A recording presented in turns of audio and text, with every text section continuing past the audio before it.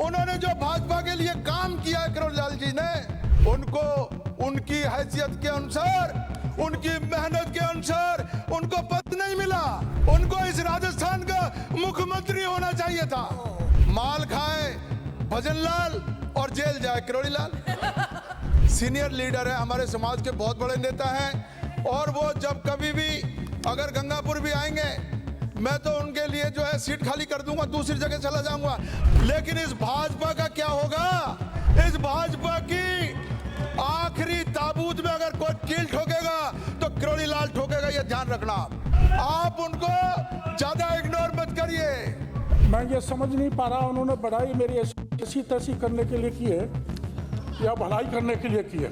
बोल रहे थे राम कैसी टुकड़ टुकड़ हमारी तरफ देखते रहते हैं, सपने देख लो। मैं मेरी दल और मेरी विचारधारा छोड़ के नहीं जा सकता, चाहे तोप के गोले से उड़ा।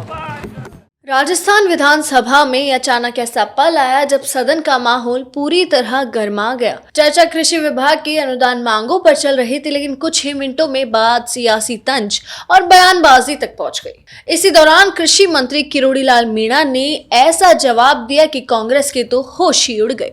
जी हाँ, लेकिन असली सियासी रंग तो तब चढ़ा जब उपनेता प्रतिपक्ष रामकेश मीणा की तरफ से आए बयान ने सबको चौंका दिया।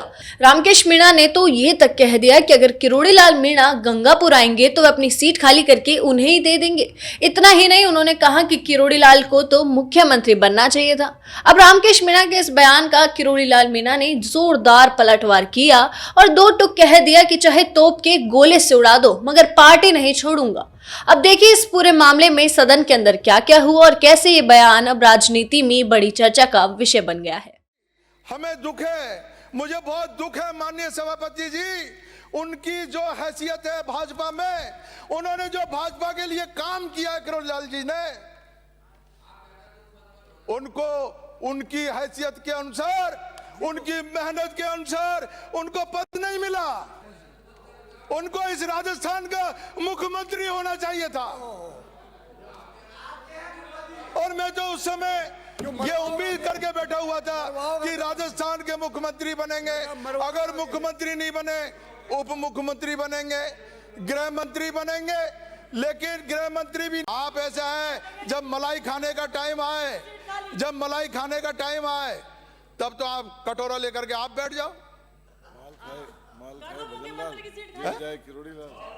माल खाए भजनलाल और जेल जाए किरोड़ीलाल। ये क्या? हमारे सीनियर लीडर है, हमारे समाज के बहुत बड़े नेता हैं, और वो जब कभी भी अगर गंगापुर भी आएंगे, मैं तो उनके लिए जो है सीट खाली कर दूंगा, दूसरी जगह चला जाऊंगा।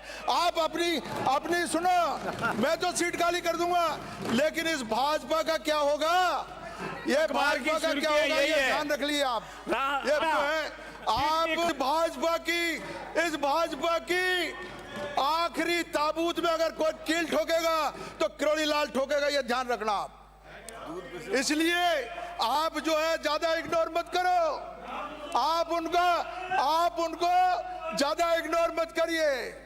आपने अगर कृषि विभाग उनको दिया तो कृषि विभाग की सारी शक्तियां देनी चाहिए, सारे पावर देने चाहिए। माननीय प्रतिपक्ष नेता तो आज है नहीं, उपनेता जी हैं। उपनेता जी बोले तब मैं जब था नहीं स्पीकर साहब। अब मैं ये समझ नहीं